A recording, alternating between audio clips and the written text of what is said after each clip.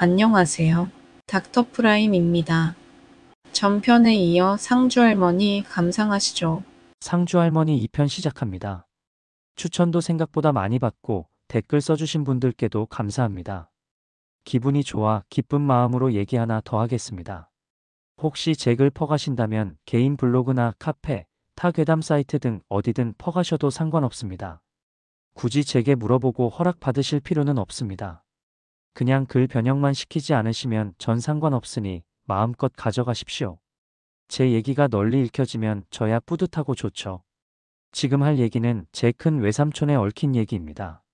어머니와 제가 외가집으로 이사간 지 횟수론 2년쯤 달수론 한 20개월쯤 되었을 때 일입니다. 제가 상주로 간 게 3살 가을쯤이었는데 그 일이 일어난 건 2해 후 늦봄이었으니까요. 제가 그날을 또렷이 기억하는 건 그날 벌어진 일이 참 불가사의하고 많은 소동이 있었기 때문입니다. 그날은 늦은 봄이었습니다. 한 4월쯤 되었으려나요? 아시겠지만 산골은 날이 늦게 풀립니다.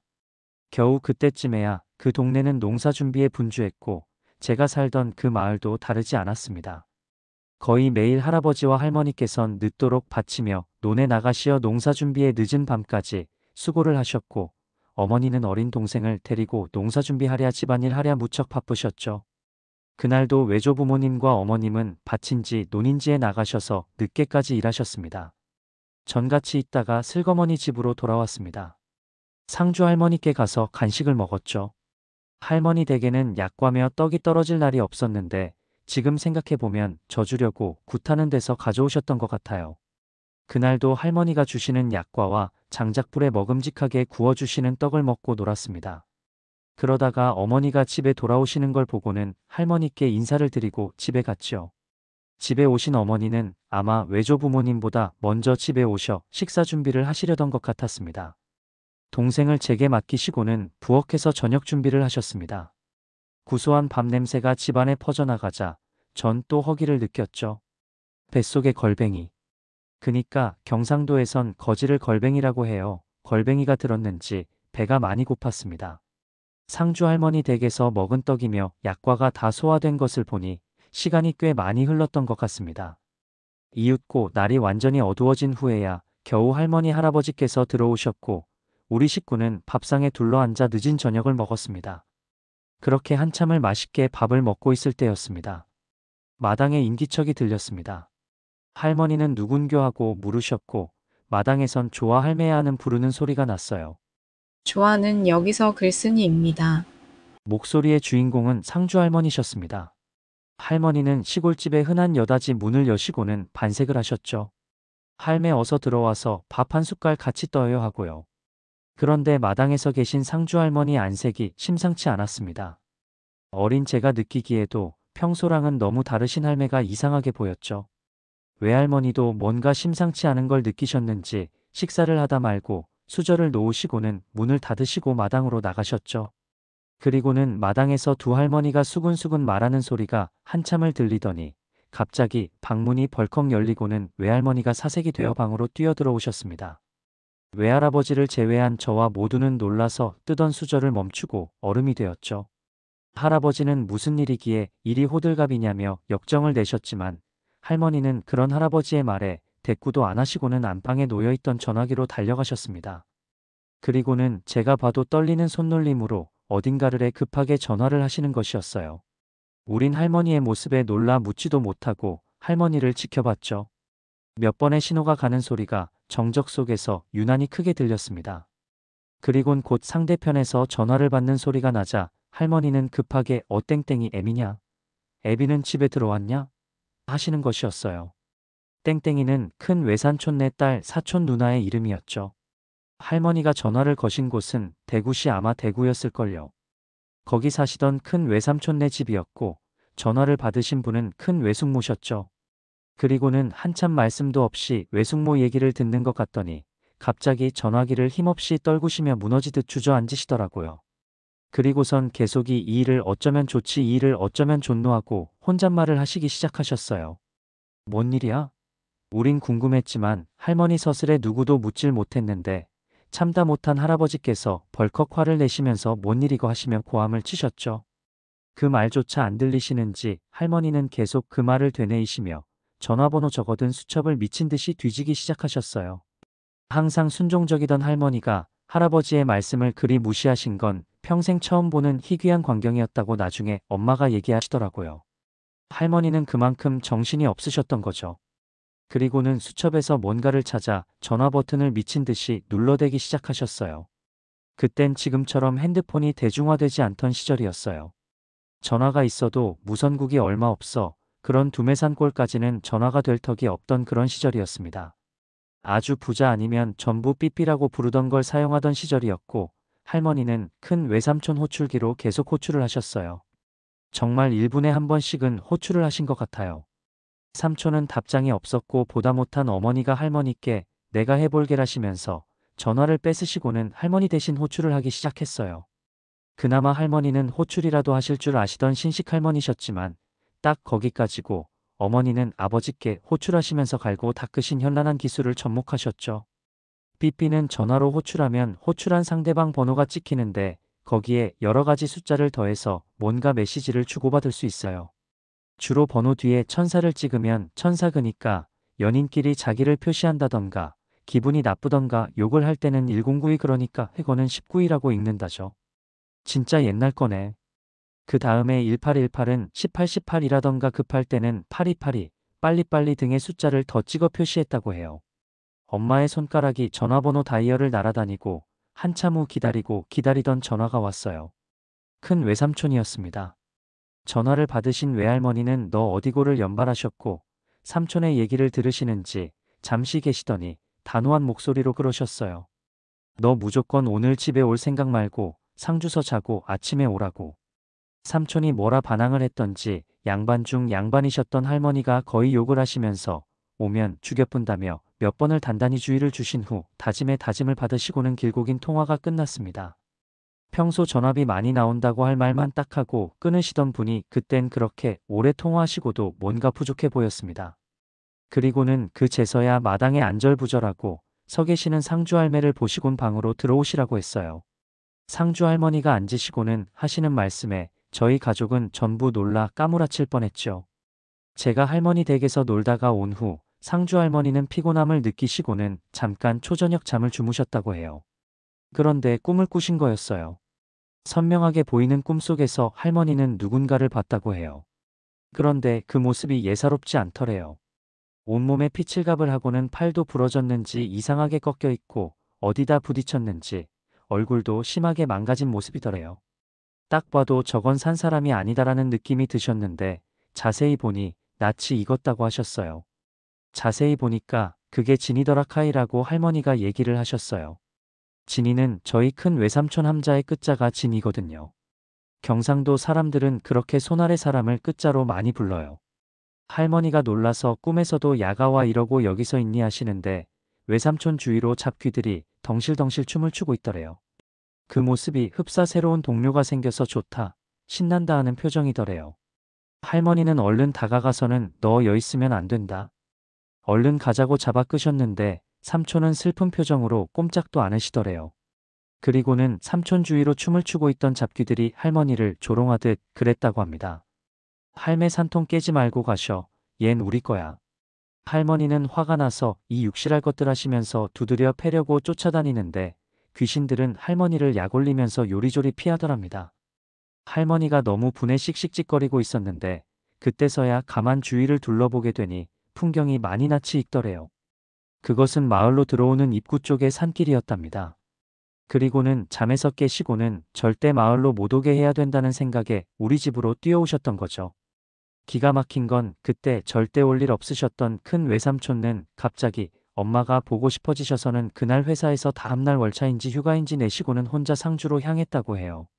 할머니가 전화하시자 외숙모는 그 얘기를 하시면서 집에 도착할 때가 되었을 거라고 얘기하셨고 할머니는 졸도 직전까지 가셨던 거죠.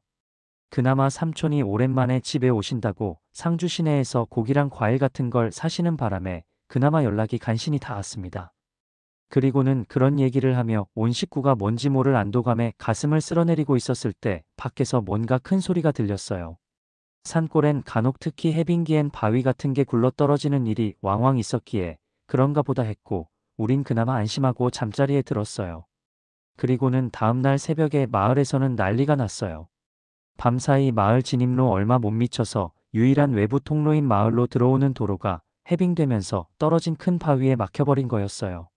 전날 밤에 들었던 소리가 그 바위 굴러 떨어지는 소리였지요.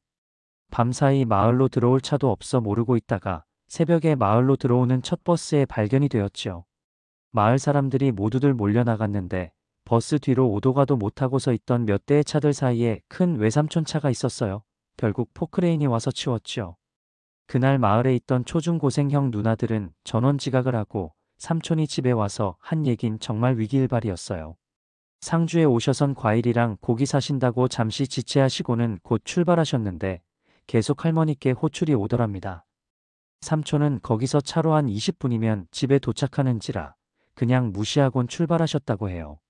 그러다가 엄마가 보낸 호출을 받으신 거죠. 8218 이거 뭐냐는 생각에 마침 보이는 공정전화 앞에 차를 세우시곤 전화를 하신 거였어요. 그 공중전화가 시내에서 우리 동네까지 오기 전에 있던 마지막 공중전화였다고 해요.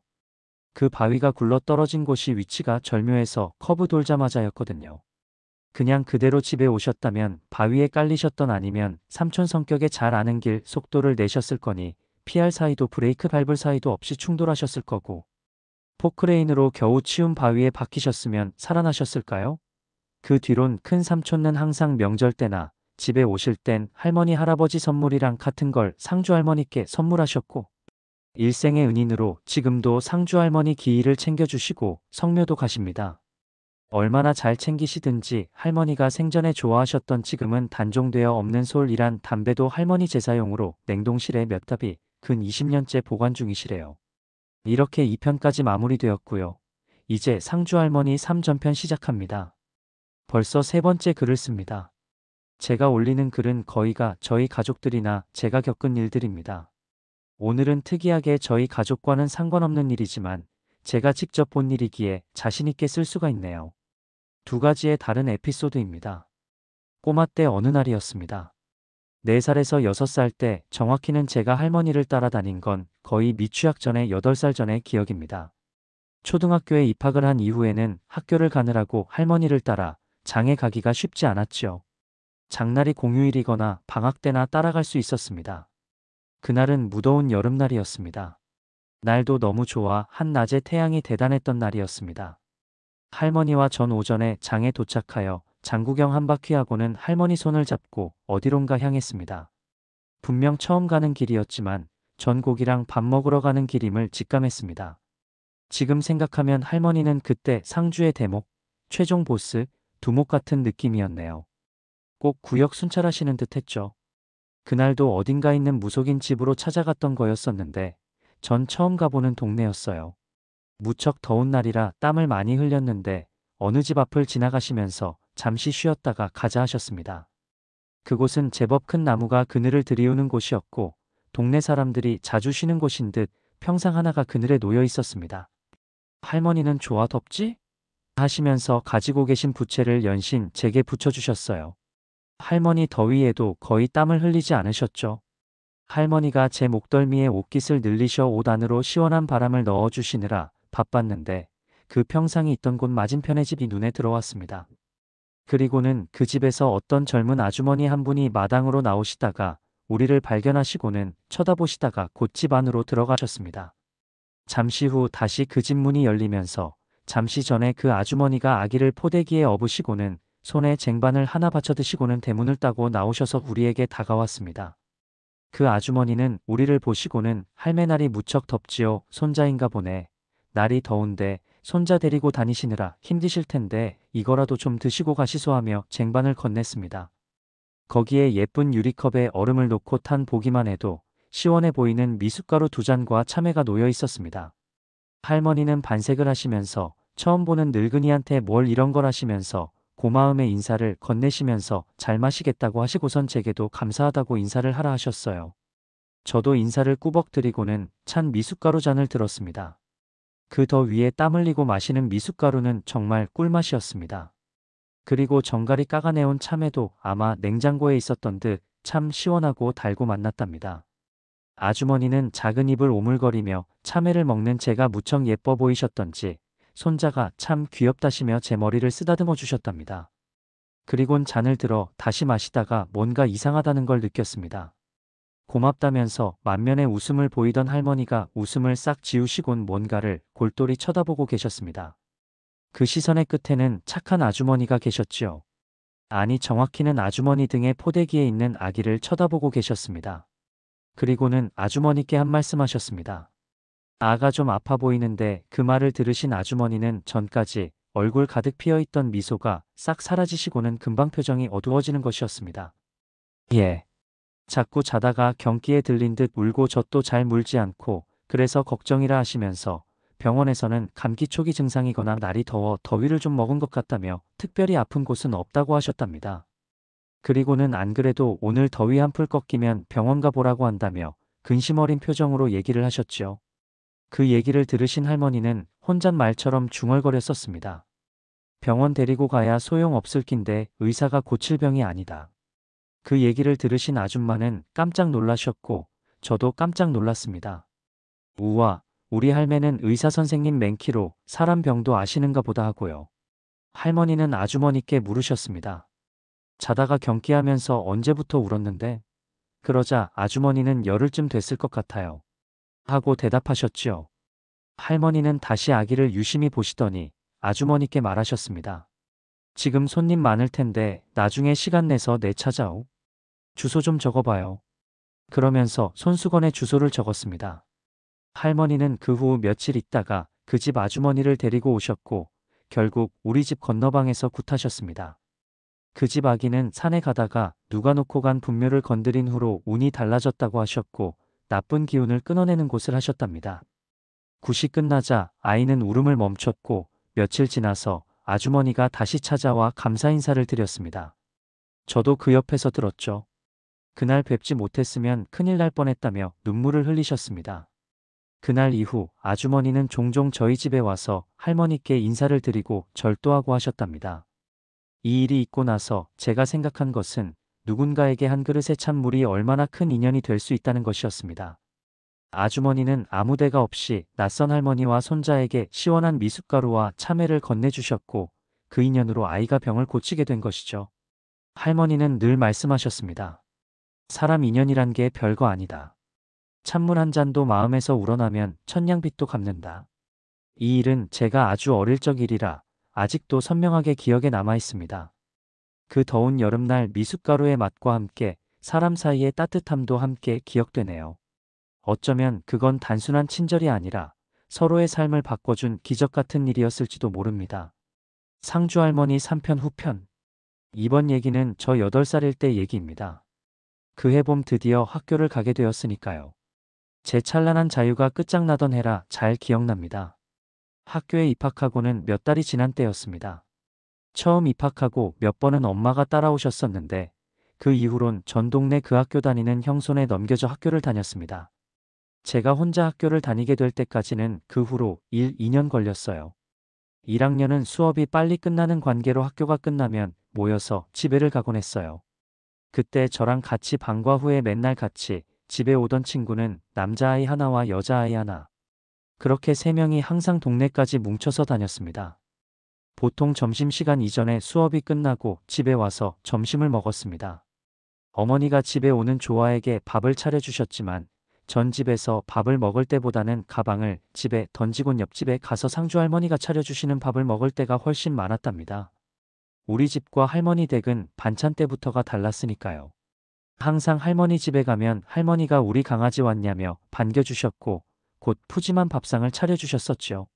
그러면 전 만나게 밥을 먹었고 할머니는 항상 미소를 지으시고 밥 먹는 제 옆에 앉으셔서는 밥에 이것저것 맛있는 반찬을 집어 올려주셨습니다. 고기 위주로요. 와, 왜 이렇게 잘 챙겨주지? 할머니 집엔 항상 고기가 떨어지지 않았습니다. 전 정말 좋았었는데 지금 생각해보니 할머니는 절 먹이시려고 일부러 항상 고기를 사다 놓으셨던 것 같습니다. 할머니는 육식을 그닥 좋아하시지 않으셨으니까요. 언제나 돼지고기 소고기를 볶아주셨고 간혹 집에서 기르시던 암닭도 손수 잡아 몸보신을 시켜주셨어요. 떡이랑 약과와 함께 할머니 집 냉장고 냉동실에 항상 있던 음식은 산적이나 고기, 꼬지 같은 음식이었고 간혹 겁나게 큰 생선도 통째로 들고 오시기도 했습니다. 그러면 그건 다 저의 뱃속으로 들어가 저의 살과 피가 되었지요. 그날도 할머니가 차려주신 밥을 먹고 마당에서 놀고 있었습니다. 한참을 놀다가 뭔가 이상해서 할머니를 돌아봤습니다. 평소 할머니께선 그렇게 제가 마당에서 놀고 있으면 항상 마루에 앉으셔서 제 동선만 자비로운 미소를 지으시며 쳐다보고 계셨는데 그날은 왠지 자꾸 딴 생각을 하시는지 자꾸 한숨도 쉬시고 딴 생각을 하시는 게 눈에 보이더군요. 그러고 보니 근 몇일 할머니가 좀 이상하셨어요. 자꾸 딴 생각을 하셨던 것 같아요. 하지만 그냥 그러려니 했답니다. 애들이 뭘 깊게 생각하나요? 한참을 그러시더니 자리를 털고 내려오셔서는 하얀 고무신을 신으시고 한숨을 푹 쉬고는 내 팔자를 내가 막네. 웃자겠노? 사람은 살려야지. 하시고는 글쓴이야. 할미 좀 나갔다 올 거니까 예에서 놀고 있던 집에 가서 놀던 하거라 하시면서 휙 나가셨습니다. 전 잠시 생각하다가 할머니 뒤를 따라갔습니다. 할머니가 어디 멀리 가시는 게 아니란 걸 알았거든요. 할머니는 항상 장에 가시던 옆 마을을 가시건 마을을 벗어나실 땐 항상 깨끗하게 다린 새 옷과 외출 시에만 신으시는 꽃신을 신고 나가셨는데 그날은 입고 계시던 무명 한복과 고무신 차림으로 그냥 나가셔서 멀리 안 나가시고 마을 어딘가에 가신다고 예측할 수 있었습니다. 나가보니 벌써 할머니는 까마득히 앞에 가고 계셨답니다. 걸음이 워낙 빠르신 분이라 젊은 여자들은 물론 청년 남자까지도 할머니랑 보조 맞춰 걷기 힘들어하는데 제 걸음이야 뭐. 전 할머니를 놓칠세라 뛰어갔는데 할머니가 보인 것까지 도달해보니 이미 할머니의 종적은 없었습니다. 할머니의 행방을 찾고 있던 제 귀에 고성이 들렸습니다. 소리가 나는 곳은 길에서 좀 떨어진 집안이었는데 그곳은 할머니 또래의 노부부와 40을 넘기고도 장가를 못 갔던 그 집 큰아들이 살던 집이었습니다. 마을에서 가장 잘 사는 축에 속했던 그 집은 집도 많이 넓었어요. 그곳에서 상주 할머니의 고함 소리가 나고 그 집 할머니의 고성이 들려왔습니다. 누가 봐도 싸우는 상황이었고 전 즉시 다시 집으로 뛰어들어갔습니다. 집 마루에 어머니랑 할머니가 같이 앉으시어 콩인지 뭔지 곡물을 다듬고 계셨습니다. 전 어머니 할머니께 할매 얘기를 했습니다. 할머니, 엄마 상주 할매 또 싸운다였고 이 말의 주제는 싸운다가 아니고 또 싸운다였습니다. 외할머니는 아이고 못 산다. 어디서 또 싸우시더냐 하고 제게 물으셨고 전 지금 보고 온 집을 말씀드리며 지금 그 집 할매랑 그 집 마당에서 막 싸운다고 말씀드렸습니다. 그러자 할머니랑 어머니는 깜짝 놀라시며 어머니가 할머니를 쳐다보시며 그러셨습니다. 엄마 상주 할매 정말 노망나신 거 아니가? 안 그래도 그 집 땡이 오빠가 아파가 다 죽어가서 걱정이 이만저만이 아닌 집에 와가서 하는데 하셨고 외할머니께서도 그러게 말이다 하시며 두 분이 급히 신을 신으시고 달려나가셨습니다. 저도 엄마 나도 하고는 따라 나가려다 혼자 있는 동생을 보고는 달려가서 손잡고 따라온나 하며 어머니와 할머니 뒤를 따랐지요. 동생을 데리고 그 집 마당에 들어서니 이미 소동을 들으신 동네 어른들 몇 분이 마당에 서서 보고 계셨고 자기들끼리 수근수근하고 있었고 어머니와 외할머니는 상주할머니 양쪽에서 한 팔씩 잡으시고 할매와 일하는겨 하고 상주할매를 말리고 계셨습니다. 할매의 앞엔 그 집 할매가 상주할매에게 삿대질을 해대면서 큰 소리를 지르고 계셨어요. 이 할망구가 미칠 거면 곱게 미치지 안 그래도 심란해 죽겠구만. 남의 집에 와갖고 지랄이고 하시고요. 그 집 할아버지는 남자 체면에 여자랑 같이 싸우시지 못하시고 담배만 연신 피우시며 불쾌한 표정을 감추지 못하셨습니다. 그때 할머니가 그러셨어요. 그러니까 내 아들 좀 나와보라 해라. 내가 웬만해서는 남일 참견 안 하려고 몇 날 며칠을 생각했구만. 그래도 한 동네 사는 정이 있고 사람 목숨은 일단 건져야겠다 생각해서 왔더니 누구한테 큰 소리냐며 아들이 네 앞에서 피초하고 고꾸라져 되지는 거 보기 싫으면 퍼뜩 나와보라 해라 하셨어요. 그러시며 내 아들 병원에 갔었지? 병원서 뭐라 했냐면서 무슨 병인지 모른다고 안 하더나. 네 아들 가만두면 두어 달 못 산다 하셨어요. 저희 모두 벙쪘고.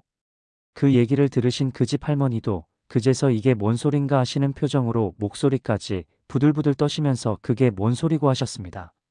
아들이 죽을지도 모른다는데 어떤 엄마가 제정신이겠습니까? 상주 할머니의 얘기가 이어졌습니다.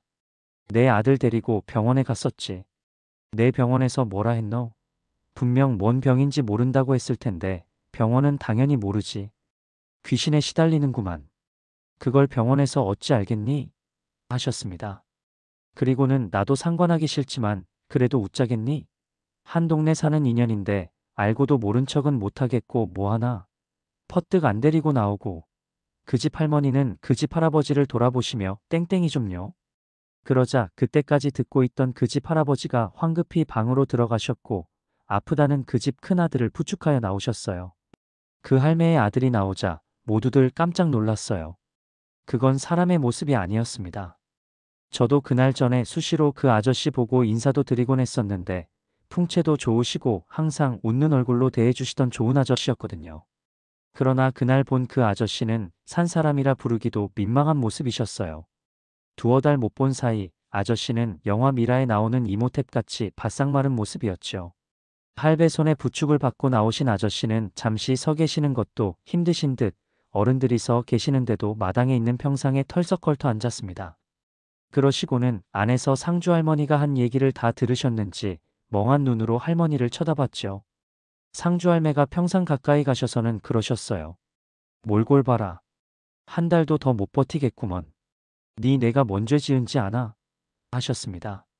아저씨는 정말 자긴 뭔 죄가 있는지 모르겠단 표정으로 천천히 고개를 저었고 그 순간 할매를 슬쩍 좌우에서 잡고 계시던 외할머니와 어머니가 대처할 사이도 없이 할매의 뼈에다가 가죽만 입혀둔 것 같은 할머니 주먹이 아저씨 머리로 날아갔고 아저씨의 해골에 가죽만 입혀둔 것 같은 머리는 상주 할매의 주먹과 부딪히며 정말 큰 소리가 났습니다.